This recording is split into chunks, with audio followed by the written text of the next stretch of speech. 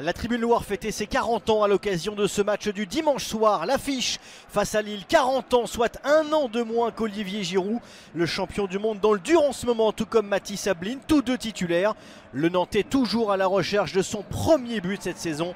Giroud, lui, n'a plus marqué en Ligue 1 depuis la deuxième journée. Deux attaquants en quête de confiance, donc comme leurs équipes respectives, 2 défaites et 1 nul. Série en cours pour le LOSC au coup d'envoi, une seule victoire cette saison pour les Canaries.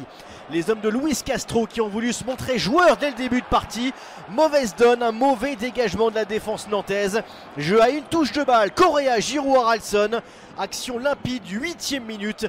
Lille punit le FC Nantes grâce à son international islandais qui avait joué face à l'équipe de France.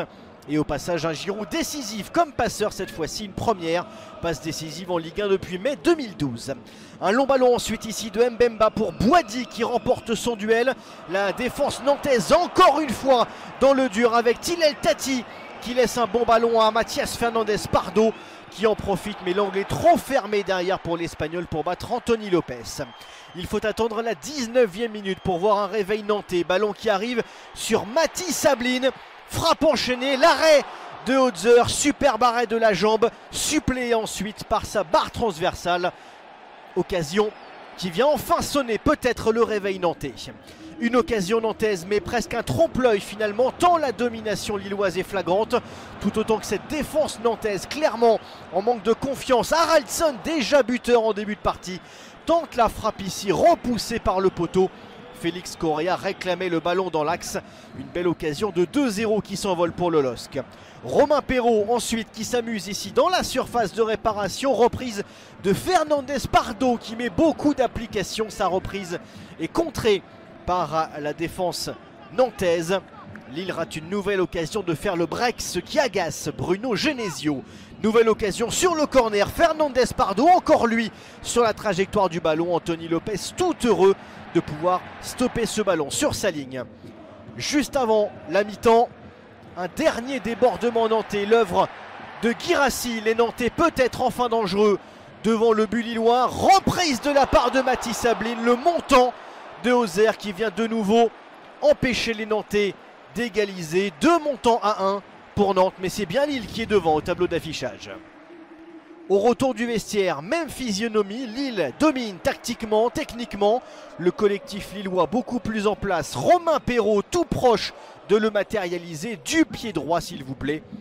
Ce deuxième but se refuse toujours aux Lillois. Nantes excellent collectivement, mais c'est individuellement que Félix Correa se met en œuvre. Sa frappe est contrée. Olivier Giroud pour la reprise. L'angle est trop fermé, ce sera la dernière opportunité pour l'attaquant français qui sort quelques instants plus tard, remplacé par le Marocain Hamza Igaman.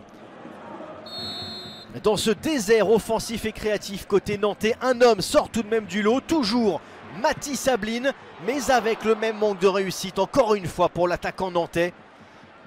Ces actions des Canaries restent isolées et ne peuvent cacher la domination lilloise dans ce match. Les Lillois qui ont longtemps couru après le but du chaos, c'est du banc qu'il va finalement venir grâce à Sarawi et Igaman en force au cœur de la défense nantaise, puis face à un Anthony Lopez impuissant. 3e but en Ligue 1 pour Igaman, il avait marqué un doublé en Ligue 1 pour son premier match dans notre championnat. À la 89e minute, il permet surtout au LOSC de s'éviter un mauvais scénario dans le temps additionnel et assurer une victoire enfin plus d'un mois après la dernière en Ligue 1, c'était mi-septembre face à Toulouse. Une victoire 2-0 qui permet à Lille de rester en embuscade en haut de tableau alors que Nantes vit l'un de ses plus mauvais débuts de saison en termes comptables. 6 points en 8 matchs, juste au-dessus de la zone rouge au classement.